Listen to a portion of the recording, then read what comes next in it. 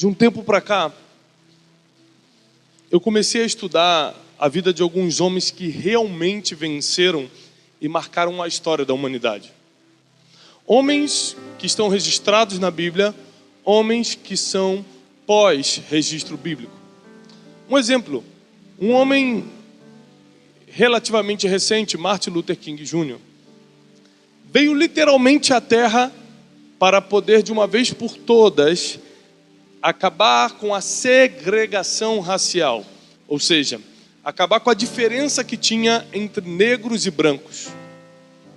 Para quem não tem essa informação, há poucas décadas atrás, negros não podiam entrar no mesmo lugar que os brancos, não podiam beber água perto, não podiam entrar em um restaurante para comer alguma coisa, não podiam votar. Negros eram proibidos de aprender a lei, nem sequer a Bíblia poderiam ter acesso. Então nasce um homem, assim como a Bíblia registra centenas deles, nasce um homem com um propósito definido. Repete comigo, propósito definido. E o propósito da vida de Martin Luther King era romper a barreira racial que ainda existia na face da terra. Esse homem é um homem comum, é filho de um pastor batista, não é nenhum megastar, popstar. Se torna pastor também, aos 18 anos está no seminário. E aos 20 e poucos anos ele começa a sua jornada, a sua luta para cumprir a missão pelo qual foi posto na terra. A FBI começa a investigar a vida de Martin Luther King e descobre, isso você vai poder ler em alguns livros também, que ele teve alguns casos extraconjugais.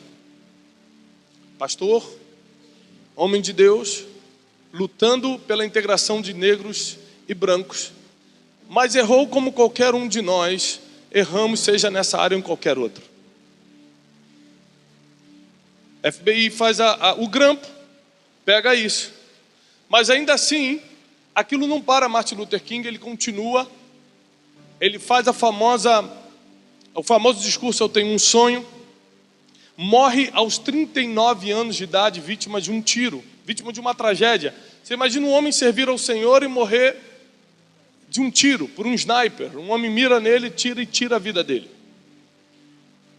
Mas o que muitos viram como tragédia, o que muitos viram como um erro, foi na verdade o início de uma libertação geral, total e para sempre, de uma segregação, de uma diferença racial. Eu comecei a reparar a vida de homens na Bíblia e homens que estão fora da Bíblia, que fizeram algo realmente significante para o mundo, mas todos eles têm uma tragédia ou têm um escândalo envolvido. Todos. E aquele homem mais bonitinho que você vê, fala, esse aí é um santo, não queira ver a vida dele por detrás do que ele mostra. Abre comigo a sua Bíblia, por favor. Em 1 Samuel, primeiro livro de Samuel, versículo 16. Versículo 7. Para pegar essa mensagem de hoje, eu pedi permissão ao pastor Mirko. Não é o tipo de mensagem que se deve pregar por aí. Então eu pedi permissão ao pastor de vocês e ele me autorizou. Diz assim: porém o Senhor disse a Samuel: Samuel, não atentes para a aparência desse homem, nem para a grandeza de sua estatura, porque eu o tenho rejeitado. Grave bem o que nós vamos ler a partir de agora.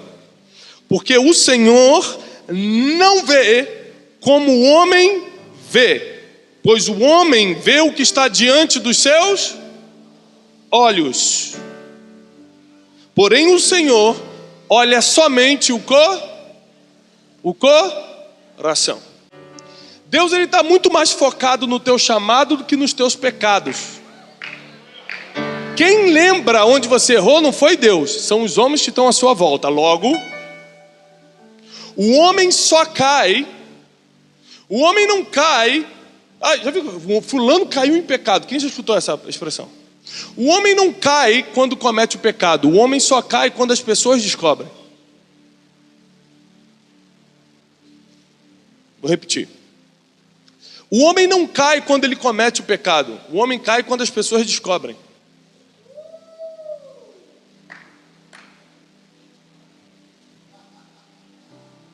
Porque quem vai condenar essa pessoa são as pessoas e não Deus. Porque Jesus falou assim, eu não vim para julgar o mundo, eu vim para salvá-lo. Eu não vejo como o homem vê, eu estou atento ao coração desse homem que acabou de errar, mas já está preocupado em voltar para o caminho do propósito dele. Eu estou te falando isso porque cada um de vocês que está aqui nasceu com um propósito. E o que blinda você nesse mundo, que está te protegendo nesse mundo, é o propósito pelo qual você nasceu para cumprir. Todo homem que cumpriu o seu propósito partiu da terra.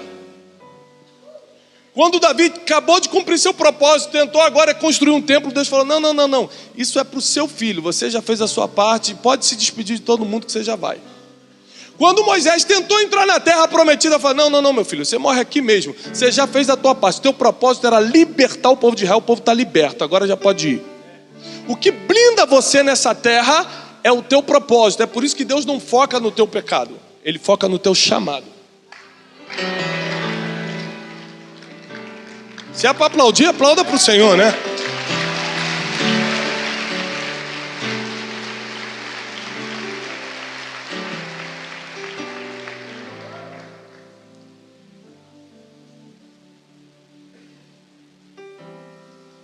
E dentre tantos homens que erraram com o Senhor, existiu um que chamou muito a minha atenção. Seu nome era Sansão. Eu vou ler algo que eu anotei sobre Sansão para vocês. Sansão nasceu com um propósito específico. E seu propósito, diz a Bíblia, nós vamos ler daqui a pouco, era salvar o povo de Israel da mão dos filisteus. Ele nasceu com um propósito de vida, salvar o povo de Israel da mão dos filisteus. E como o filisteu era muito violento, Deus ungiu Sansão com força. A Bíblia diz que Sansão era nazireu, ele não podia ter acesso nem a vinho, nem cortar o seu cabelo. Ele era homem totalmente separado por Deus e para Deus. Mas homem como qualquer um de nós, ele comete alguns erros. Eu vou ler para vocês algumas coisas. Sansão vai à casa de uma estranha e decide casar com ela, apesar de o costume ser casar com mulheres do próprio povo. Depois ele mata um leão e ao voltar, ele encosta no cadáver do leão, o que era proibido pela cultura judaica. Depois ele bebe vinho, apesar de saber que o nazireu não podia ter acesso à bebida forte. Sansão foi mulherengo durante toda a sua vida. Sempre lutou pelos seus interesses e nunca pelo interesse de Israel, que ele governava na época. Sansão se apaixonou por uma prostituta, uma das que ele dormiu com várias, mas por uma ele se apaixonou, e para ela ele revelou o seu segredo de onde estava a sua força. Sansão realmente não prestava, acabou caindo em tantos erros que virou palhaço, bobo da corte, e terminou sua vida de uma forma trágica. E aí vem Hebreus capítulo 11, versículo 32, abra comigo, Hebreus, versículo 11, por favor. 32. Hebreus 11, 32. E diz assim, pode botar na tela aí, irmão.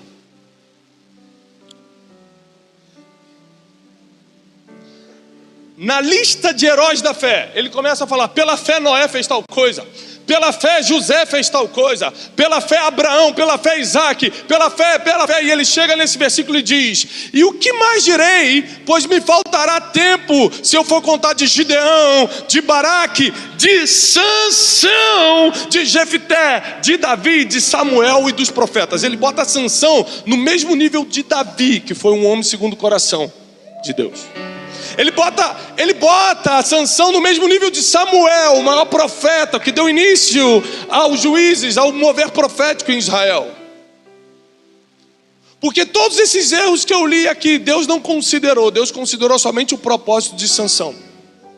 Abre comigo em Juízes 16:30. Eu vou ler um pouco para te dar uma base, depois a gente Juízes 30, rápido. Juízes 16, 30.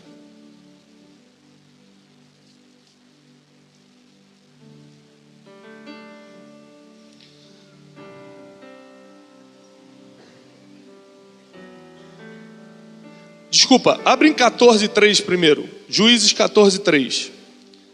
Só para ficar mais emocionante. Versículo 2 do 14 diz assim: subiu então e declarou ao seu pai e sua mãe, e disse: vi uma mulher em Timnate, das filhas dos filisteus.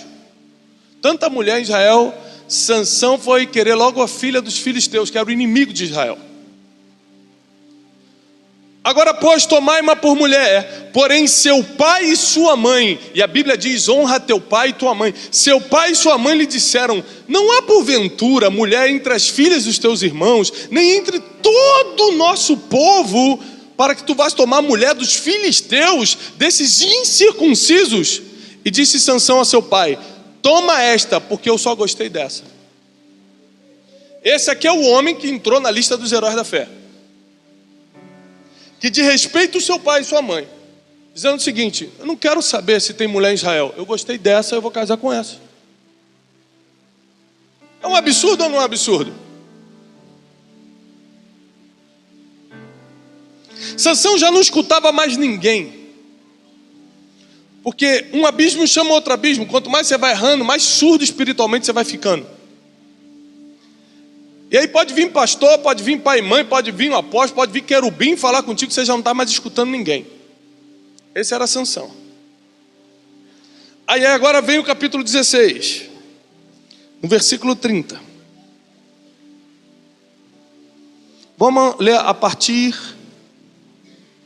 do 27. Ora, estava a casa cheia de homens e mulheres, e também ali estavam os príncipes dos filisteus, e sobre todo o telhado. Volta no 14.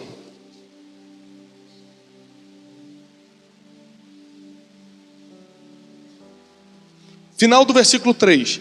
Toma-me esta mulher, porque esta me agrada. Olha o versículo 4. Mas seu pai e sua mãe não sabiam. Repete comigo, eles não sabiam. Repete comigo, eles não sabiam que isto vinha do Senhor.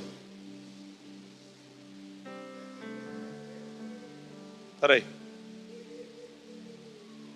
O homem está desobedecendo o pai e a mãe.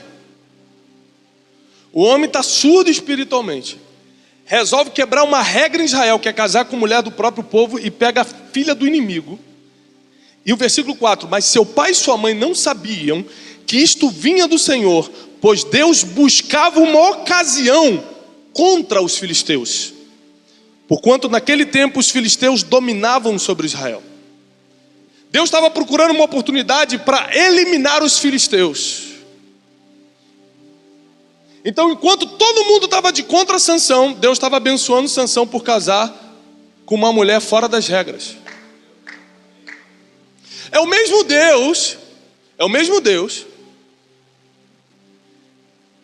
que nos proíbe de tantas coisas, mas foi lá e engravidou através do Espírito Santo uma menina que estava prometida a outro homem. E na cultura judaica, quem se deita com a mulher vira o marido dela. Então, ou José estava se deitando depois com a mulher do Espírito, ou o Espírito Santo se deitou com a mulher de José. Eu sei de uma coisa: a mulher estava prometida para José e ela engravidou.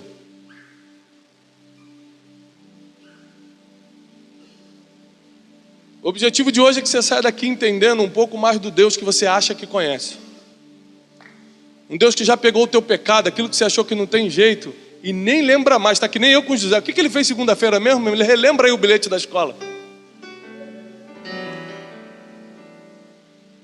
Um Deus que consegue se colocar no teu lugar, porque já passou por essa terra e sabe como é. Um Deus que não está num trono pronto para te julgar, Ele está doido para você se levantar para Ele te salvar. Agora volta lá no 16, 27. Ora, estava a casa cheia de homens e mulheres, e também ali estavam os príncipes dos filisteus. Sobre o telhado havia uns 3.000 homens e mulheres que estavam vendo Sansão brincar. Sansão, o herói de Israel, agora era um palhaço da corte. Então Sansão clamou ao Senhor e disse: Senhor Deus, peço-te que lembres de mim e fortalece-me agora só essa vez, ó Deus, para que de uma vez me vingue dos filisteus pelos meus 2 olhos, porque os olhos dele foram arrancados. Sabe o que ele pede aqui? Deus, me dá força para eu me vingar dos filisteus. E nós lemos que Sansão se casar com uma filha de filisteu vinha de Deus, porque Deus estava buscando uma ocasião contra os filisteus. Ou seja, Deus queria matar os filisteus e estava procurando uma oportunidade para fazê-lo. Ele pega o erro, ele pega o pecado de Sansão e bota Sansão humilhado no castelo, no meio dos príncipes, naquele salão com mais de 3.000 homens e mulheres filisteus. E diz a Bíblia, 29, abraçou-se, pois, Sansão com as 2 colunas do meio, em que sustinha-se a casa, arrimou-se sobre elas com a sua mão direita numa e com a esquerda noutra, e disse Sansão: morra eu com os filisteus. Sansão aqui vai te suicidar. Então cuidado com as suas teologias de decidir quem vai para o céu e quem não vai, porque você não tem autoridade para decidir quem vai para o céu e quem não vai. Ele falou assim: eu vou me suicidar, morra eu, vou morrer, vou tirar minha vida, morra eu com os filisteus. Inclinou-se com força e a casa caiu sobre os príncipes e sobre todo o povo filisteu que havia nela, e foram mais os mortos que Sansão matou na sua morte do que os mataram durante toda a sua vida. No dia da sua morte ele matou mais filisteus do que toda a sua vida tentando matar filisteu. E aí em Hebreus 11 cita ele como herói da fé. Por quê? Não é porque ele pecou ou não pecou, é porque ele cumpriu o seu propósito. Deus não está notando o teu pecado, você errou, está fora da lista. Ele só está notando se você está rumo ao teu propósito, se você está cumprindo o teu propósito. Para isso ele mandou o seu filho Jesus, para que você não se preocupasse mais com os seus pecados. Deixa que eu cuide dos seus pecados, cuida só do seu propósito. Deixa que eu perdoo o teu passado, olha só para o futuro. Deixa o que falam de você, preste atenção no que eu falo de você.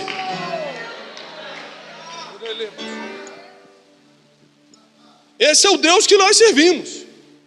Talvez não queremos acreditar, mas esse é o Deus que nós servimos.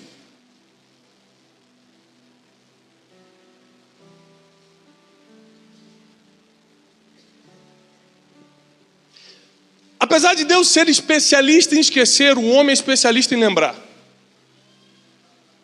Quem lembra que você foi um mentiroso é o homem, porque Deus já esqueceu. Se eu, que sou um homem natural, não esqueço o que o meu filho fez, esqueço o que o meu filho fez essa semana, imagina Deus que é espiritual, ele não tem a mínima ideia do que tu fez ontem. Porque ele não é homem para que minta, nem filho do homem para que se arrependa. Ele diz: eu jogo teus pecados no mar do esquecimento. Você imagina quando a lista dos heróis da fé estava sendo montada, o escândalo que foi no céu quando Sansão entra na lista. Deve ter se reunido outros heróis e falado: Deus, que isso? Que isso, Deus, peraí, Sansão vai entrar na lista? Peraí, eu fui fiel, eu dei Isaac, eu fiz isso. Aí vem o outro e fala: opa, peraí, eu guiei o povo pelo deserto, eu fiz isso, eu fiz aquilo. Aí Deus: mas o que Sansão fez? Eu não me lembro. Eu não me lembro do que ele fez. Eu lembro de que ele cumpriu o propósito e matou os filisteus numa época que eu queria destruí-los. Quem lembra dos teus pecados é você mesmo, porque Deus já se esqueceu. A graça, Deus vendo que era tão importante para um homem acusar o outro, ele falou assim: eu vou resolver isso. Eu vou enviar o meu filho Jesus Cristo, para que todo aquele que nele crê não pereça, mas tenha a vida eterna. E vem o apóstolo Paulo e fala o seguinte: pronto, Jesus resolve o teu problema, porque já não tem mais nenhuma condenação. Nenhuma condenação há para os que estão em Cristo Jesus. Então não importa o que você fez ontem, mas o que você vai fazer a partir de hoje. O que você vai fazer a partir de agora, sabendo que Deus está olhando muito mais para o propósito que Ele colocou dentro de você, para o chamado que Ele deu para você, do que para o errinho que você cometeu. Quem fica abatido porque errou são tuas emoções. Deus está animado para que você se levante logo e continue. Senão Ele teria cortado Martin Luther King antes. Senão ele teria matado Davi quando tomou a mulher dos outros, quando matou inocente.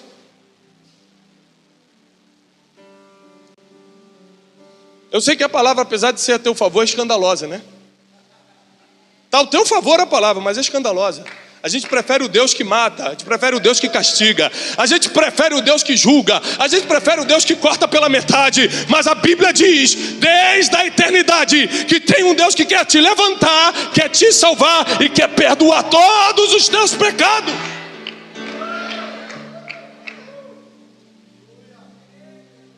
Mas lembre-se que o que vale para você também vale para aquele que você não gosta, porque todos são filhos de Deus. Da mesma forma que Deus te perdoa, Ele perdoa o teu inimigo que fez mal contra você. Da mesma forma que Ele te levanta, Ele levanta aquele que te traiu também. Porque Deus não vê como o homem vê, Ele está atento ao coração. E se tiver coração quebrantado, Ele vai lá, visita e levanta. Esses dias chegaram perto de mim e falaram: Pastor Thiago, o que eu tenho que ter para entrar na sua equipe? Tem algum requisito? Eu falei: claro que tem. Não é qualquer um que pode andar comigo. O que é? Tem que ter doutorado? Tem que ter, falar inglês e espanhol? Eu falei: não, não tem que ter nada disso. Tem que morar na Zona Sul, na Zona Norte? Não, pode morar em qualquer lugar. Tem que ser crente de 20 anos ou de 40 anos? Não, pode ter se convertido hoje mesmo. Então qual é o requisito? Só tem um: ter um bom coração. É a única coisa que eu não consigo dar. Todo o resto eu treino. Agora, coração, se você não tem, eu não consigo dar. O único requisito para você andar comigo é ter um bom coração. Porque o resto, meu irmão, a única coisa que Deus vê é como está o teu coração. É como você está trabalhando o teu coração rumo ao teu propósito, rumo ao objetivo pelo qual Ele te colocou na terra. Deus te colocou na terra para cumprir uma missão. Ele colocou Moisés para libertar o povo. Ele colocou Martin Luther King para juntar negros e brancos. Ele colocou Sansão para destruir os filisteus. Para que Ele te colocou nessa terra? Se não fosse a graça e a misericórdia de Deus, eu não poderia estar nesse altar, porque eu já errei de forma que Deus, se Deus fosse vingativo, fosse um vingador, já estava morto. Nós acabamos de sair de uma conferência agora, 3 dias de glória de Deus, a conferência de China. E depois eu fiquei em casa ajoelhado, só falando: Deus, obrigado pela tua misericórdia, Deus, obrigado pela tua graça, porque não tem nada a ver comigo.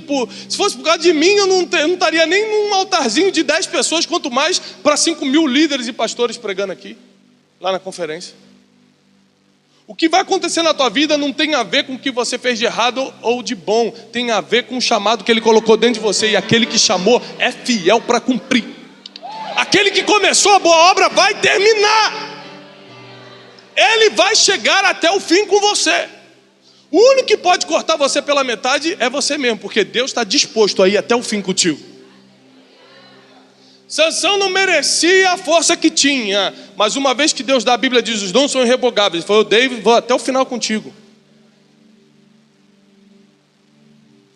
E se você quiser cumprir o teu chamado no pior dia da tua vida, eu faço cumprir. Ele foi lá, botou a mão nas colunas, derrubou e matou mais filisteus. Ou seja, ele cumpriu mais um propósito de Deus na vida dele no dia da sua morte do que durante toda a sua vida. Agora, você não precisa repetir os erros de Sansão. Você pode cumprir o chamado de Deus na sua vida todos os dias da sua vida. Você não precisa cumprir só no dia da sua morte. Você não precisa ficar 40 anos fugindo que nem Moisés para começar a servir a Deus aos 80 anos. Você pode começar antes. Esses homens estão na lista dos heróis da fé porque cumpriram o seu propósito, mas alguns se atrasaram, outros ficaram a vida toda errando como Sansão. Você não precisa disso. Você pode começar agora, do jeito que está, marcar a história, entrar na lista dos heróis que mudaram o Brasil, que mudaram as nações da terra, que transformaram essa geração. Você pode entrar. Porque o único pré-requisito é ter um coração agradável ao Senhor. Porque o homem não vê como Deus vê. Deus está atento ao coração e o homem está vendo só o que está diante dos seus olhos. Quem vê o que você fez ou deixou de fazer foi o homem, é o homem. Deus está atento ao que você pensa dentro de você, o teu coração, ao que você está pensando, ao que você está imaginando, a como você está se quebrantando diante dele. Ele está preocupado com o que passa no teu coração.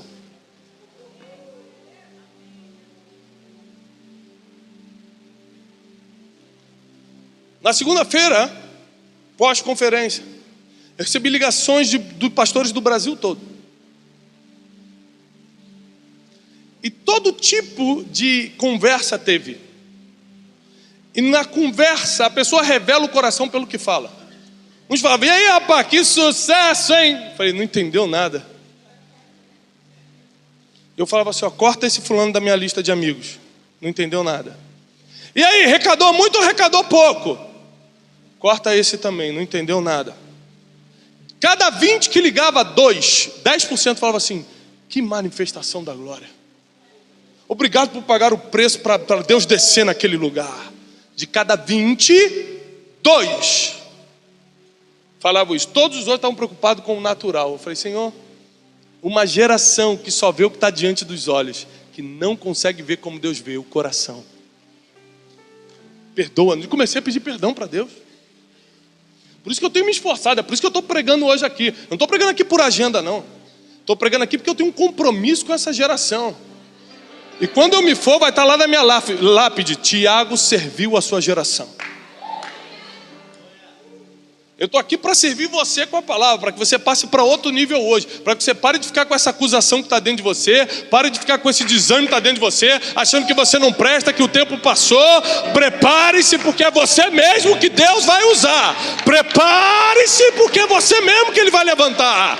Ele jogou o teu passado no mar do esquecimento e já não se lembra mais. Esse é o Deus da Bíblia. Esse é o Deus da palavra. Ele não está preocupado com ontem, Ele está muito preocupado com amanhã.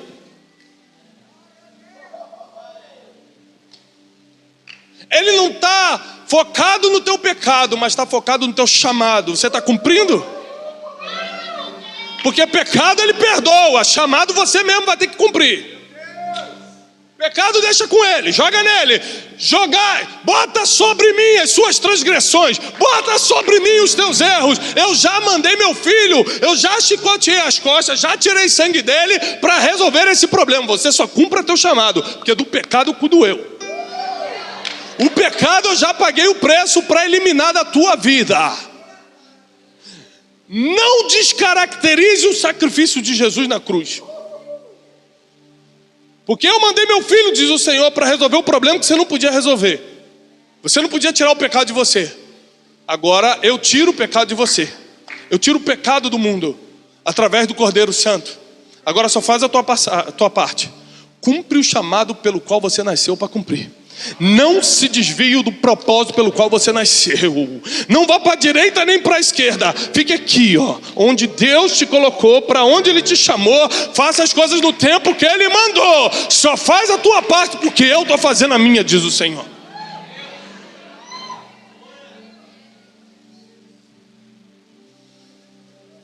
Quer ver? Quer ver um homem que errou mais do que Jonas? Um homem que descaradamente, sendo profeta do Senhor, eleito de Deus para aquela geração, Deus fala, vai para Nínive. Ele falou, não, eu vou para Tarsis. E pega, a Bíblia diz que ele pega dinheiro. Dinheiro de profeta vem da onde?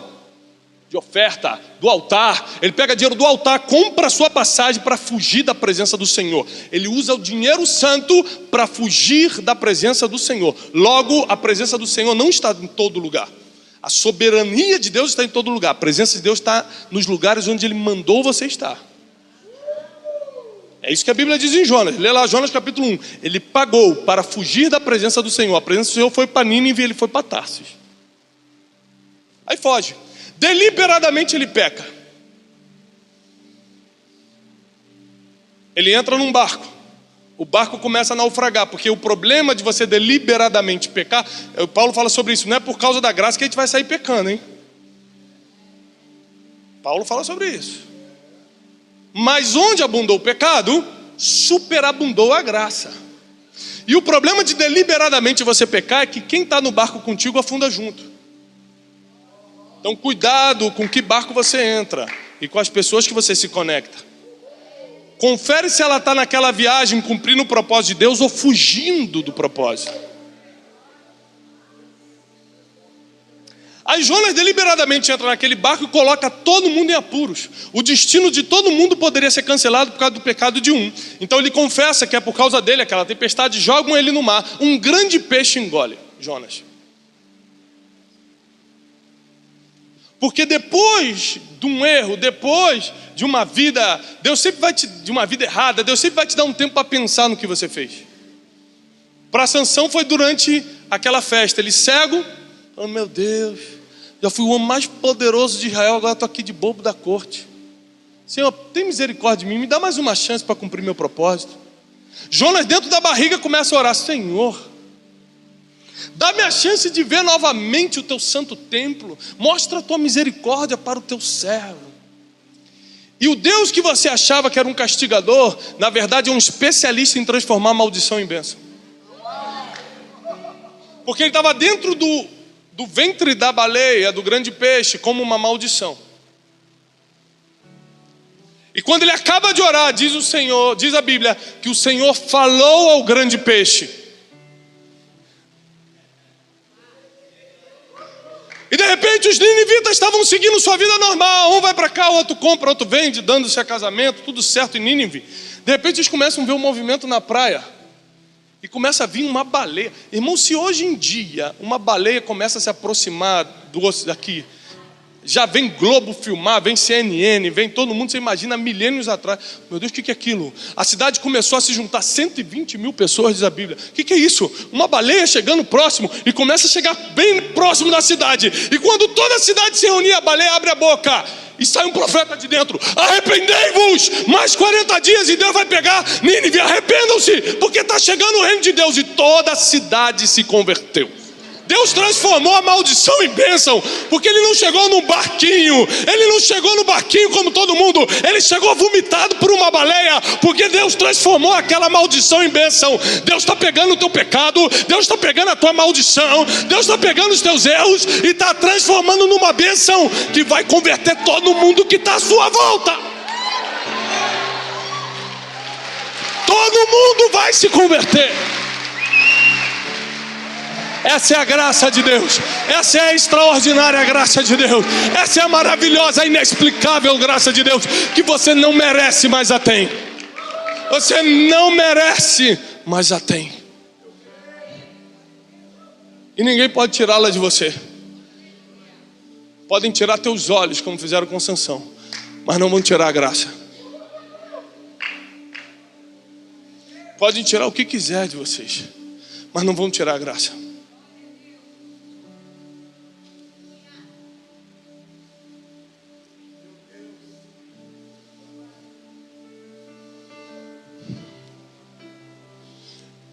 José entra com roupa de escravo, com uma algema de escravo, na sala de Faraó,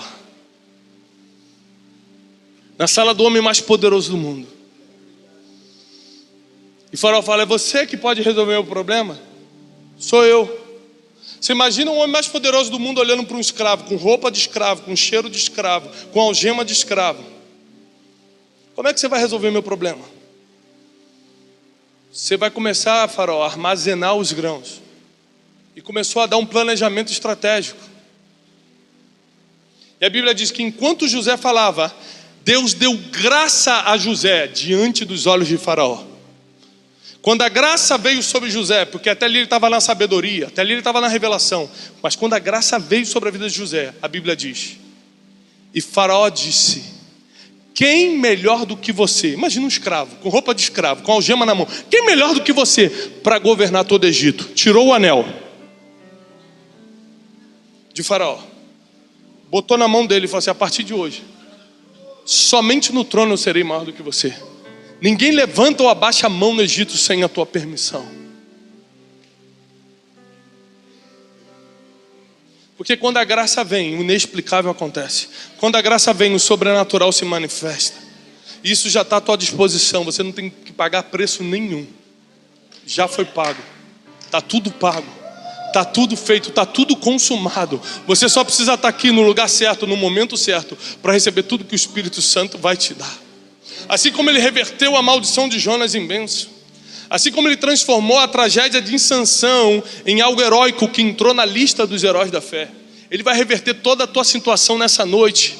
Ele vai transformar toda a tua situação. É hoje, não é amanhã, é agora. Porque Ele pode fazer. Porque Ele não é homem para se lembrar do que você fez hoje de manhã. Ele já está preocupado com o que você vai fazer amanhã. Ele está doido que você se levante e comece a trabalhar de novo. Ele não está preocupado. O homem está preocupado com a tua aparência. O homem está preocupado com o teu erro. Mas pastor, são 20 anos no erro. E Deus em 20 segundos vai te perdoar.